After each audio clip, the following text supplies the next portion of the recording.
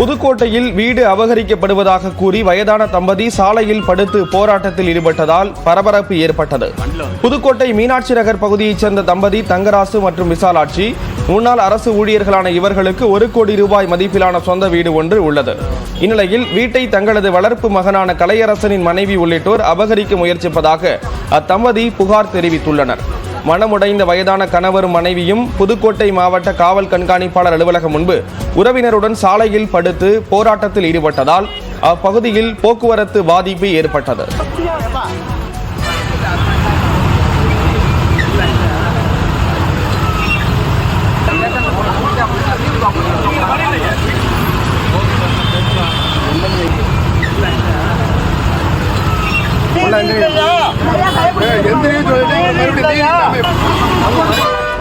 அதனையடுத்து சம்பவ இடத்திற்கு சென்ற போலீசார் போராட்டத்தில் ஈடுபட்டவர்களை குண்டுக்கட்டாக தூக்கிச் செல்ல முற்பட்ட போது ஒருவர் மயக்கமடைந்து மருத்துவமனைக்கு அனுப்பி வைக்கப்பட்டார். பின்னர் பேச்சுவார்த்தையின் மூலம் போராட்டம் கைவிடப்பட்டது. பக்ரீத் பண்டிகையை முன்னிட்டு தமிழ்நாட்டின் பல்வேறு பகுதிகளில் உள்ள ஆட்டு சந்தைகளில் விற்பனை களை கட்டியது. கோவை மாவட்டம் அன்னூர் ஆட்டு சந்தையில் கோவை, ஈரோடு, திருப்பூர், நீலகிரி மாவட்டங்களிலிருந்தும் கர்நாடகா, கேரளா மாநிலங்களிலிருந்தும் வியாபாரிகள் திரண்டு வந்து பல்வேறு வகையான ஆடுகளை போட்டி போட்டு வாங்கி சென்றனர். சுமார் 1 கோடி ரூபாய்க்கு மேல் வியாபாரம் நடைபெற்றதாக வியாபாரிகள் தெரிவித்துள்ளனர். தூத்துக்குடி மாவட்டம் எட்டயபுரம் ஆட்டு சந்தையில் கடந்த ஆண்டு 6 கோடி ரூபாய்க்கு ஆடுகள் விற்பனையான நிலையில் இந்த ஆண்டு 4 கோடி ரூபாய்க்கு விற்பனையானதாக வியாபாரிகள் தெரிவித்துள்ளனர்.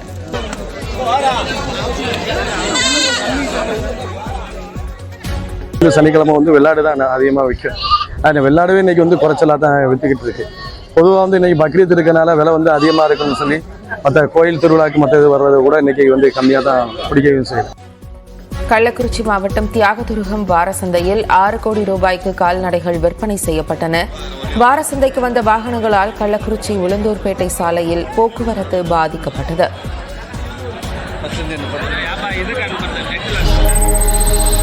கடலூர் மாவட்டம் அடலூர் வாரச்சந்தையில் 2 கோடியே 50 லட்சம் ரூபாய்க்கு ஆடுகள் விற்பனை செய்யப்பட்டன.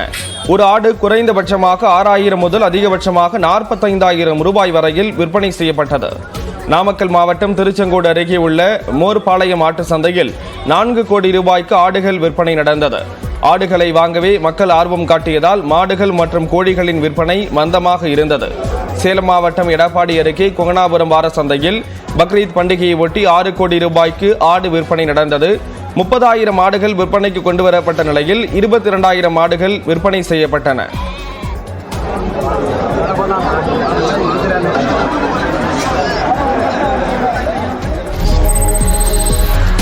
நெல்லையில் சாதி மறுப்பு திருமணம் நடைபெற்ற மார்க்சிஸ்ட் கம்யூனிஸ்ட் கட்சி அலுவலகத்தை அடித்து நொறுக்கியதால் கைது செய்யப்பட்ட 13 பேரில் 7 பெண்கள் ஜாமீனில் விடுவிக்கப்பட்டனர். நெல்லையை சேர்ந்த 28 வயது பெண்ணுக்கும் வேறு சமூகத்தை சேர்ந்த காதலருக்கும் நெல்லை மார்க்சிஸ்ட் கட்சி அலுவலக வளாகத்தில் திருமணம் நடத்தி வைக்கப்பட்டது. இதனை அறிந்த பெண் வீட்டார் குடும்பத்துடன் சென்று மார்க்சிஸ்ட் கட்சி அலுவலகத்தை சூறையாடி கட்சி நிர்வாகிகள் மீது தாக்குதல் நடத்தினர்.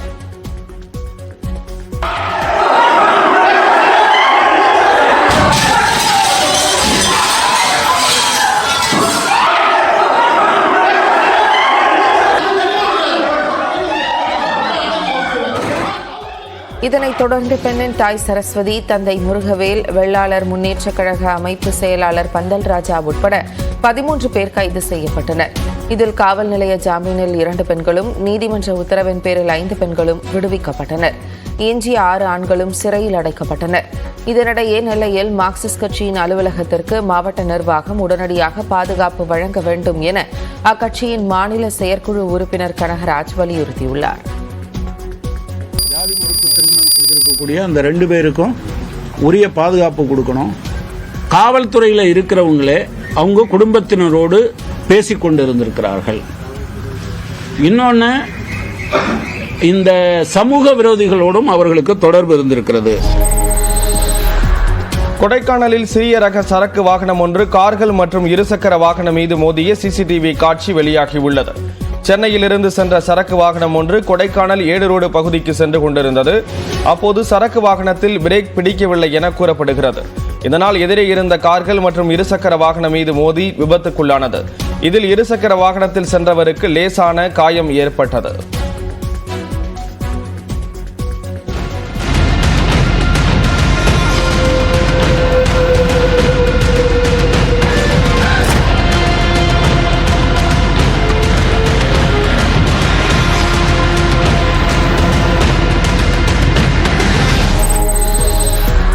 தொடர் முகூர்த்த நாட்களையொட்டி மதுரை மாட்டுத்தாவணி மலர் சந்தையில் மல்லிகை பூ விலை 5 மடங்கு உயர்ந்துள்ளது. வியாழக்கிழமை 300 ரூபாய்க்கு விற்கப்பட்ட 1 கிலோ மல்லிகை பூ வெள்ளிக்கிழமை 1000 ரூபாய் வரை உயர்ந்தது. இது சனிக்கிழமை 1500 ரூபாயாக உயர்ந்தது. கனகாம்பரம் பூ 1200 ரூபாய்க்கும், முல்லைப்பூ 500 ரூபாய்க்கும், பிச்சிப்பூ 400 ரூபாய்க்கும் விற்கப்படுகிறது. விலை உயர்வு இந்த மாதம் முழுவதும் நீடிக்கும் என வியாபாரிகள் தெரிவித்துள்ளனர். இந்த சீசன் ஃபுல்லாக விலை கம்மியாக தான் போச்சு. இப்போதான் இந்த 2 நாள் தான் விலை ஏற்றம். இப்போ நேற்று வரைக்குமே 300 ரூபா போனது இன்னைக்கு 500 ரூபா விற்கிது முல்லைப்பூ. நேற்று 800 ரூபா போனது இன்னைக்கு 1500 ரூபா வந்திருக்கு. நீ வாங்கி விற்பனை பண்ணி தான் ஆகணும். மக்கள் இவ்வளவு விலை நேற்று 400 ரூபா தானே போச்சு, நீங்க என்ன அப்படி விற்கிறீங்க அப்படிங்கிறாங்க. அது நீ இனிமேல தீபா அடுத்த சித்திரை வரை நீடிக்கும்பா இந்த விலை. நீலகிரியில் மலை ரயில் சேவை தொடங்கப்பட்டதன் 125வது ஆண்டை கொண்டாடும் விதமாக பயணிகளுக்கு இனிப்புகள் வழங்கப்பட்டன. 1899ஆம் ஆண்டு ஜூன் 15ஆம் தேதி மேட்டுப்பாளையத்திலிருந்து குன்னூருக்கு நீராவி மலை ரயில் முதல் பயணத்தை தொடங்கியது. நீராவி மலை ரயில் 125வது ஆண்டில் அடியெடுத்து வைத்துள்ள நிலையில் குன்னூர் வந்த மலை ரயிலுக்கு ரயில்வே நிர்வாகம் மற்றும் நீலகிரி நீராவி ரத அறக்கட்டளையினர் உற்சாக வரவேற்பு அளித்தனர். வரலாற்று சிறப்புமிக்க நாளில் மலை ரயிலில் பயணித்தது மறக்க முடியாத அனுபவம் என்றும் சுற்றுலா பயணிகள் மகிழ்ச்சி தெரிவித்தனர். வந்த உடனே ஒரு ஸ்பெஷல் என்னன்னா 125வது வருஷம்னு மேட்டுப்பாளையத்தில் ஏறும்போது பார்த்தோன்னே பெரிய ஒரு ஹாப்பினஸாக இருந்துச்சு. 125 இயர்ஸ் இன்னைக்கு செலிப்ரேஷன் பண்ணுறாங்க. ரொம்ப சந்தோஷமாக இருந்துச்சு எங்களுக்கு. ரொம்ப அழகாக இருந்துச்சு. வர சீனரிஸ்னா குழந்தைலாம் ரொம்ப நல்லாவே என்ஜாய் பண்ணாங்க.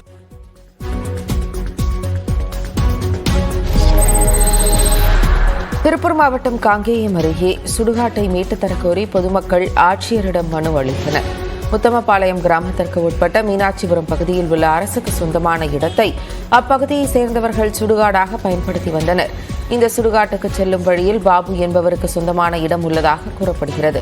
இதனால் அவரது இடத்தை வாங்க முன் வருபவர்கள் குறைந்த விலைக்கு கேட்பதாகவும் தெரிகிறது.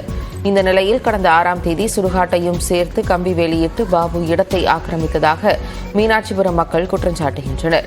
சுடுகாட்டை மீட்டு தருமாறு 30க்கும் மேற்பட்டவர்கள் மாவட்ட ஆட்சியர் அலுவலகத்தில் மனு அளித்தனர். புதுச்சேரியில் வீடுகளுக்கான மின்சார கட்டண உயர்வு இன்று முதல் அமலுக்கு வந்துள்ளது. புதுச்சேரியில் வழக்கமாக ஆண்டுதோறும் ஏப்ரல் 1ஆம் தேதி மின்சார கட்டணம் மாற்றியமைக்கப்படும். ஆனால் நடப்பாண்டு தேர்தல் நடத்தை விதிமுறையால் புதிய கட்டண நடைமுறை அமல் தற்காலிகமாக நிறுத்தி வைக்கப்பட்டிருந்தது. நடத்தை விதிமுறைகளை திரும்ப பெறப்பட்ட நிலையில் வீடுகளுக்கான மின் கட்டணம் முதல் 100 யூனிட்டுக்கு 2.25 ரூபாயிலிருந்து 2.70 ரூபாயாக உயர்த்தப்பட்டுள்ளது. 101 முதல் 200 யூனிட்டுக்கு மின் கட்டணம் 3.25லிருந்து 4 ரூபாயாகவும், 201 முதல் 300 யூனிட் வரை யூனிட்டுக்கு 5.40 இருந்து 6 ரூபாயாகவும், 301 யூனிட்டுக்கு மேல் பயன்படுத்தும் வீடுகளுக்கான கட்டணம் 6.80 இருந்து 7.50 ரூபாயாகவும் உயர்த்தப்பட்டுள்ளது. வர்த்தக நிறுவனங்கள் மற்றும் குடிசை தொழில்களுக்கான கட்டணத்தை உயர்த்துவதற்கான புதுச்சேரி அரசின் கோரிக்கையை இணை ஒழுங்குமுறை ஆணையம் நிராகரித்துள்ளது.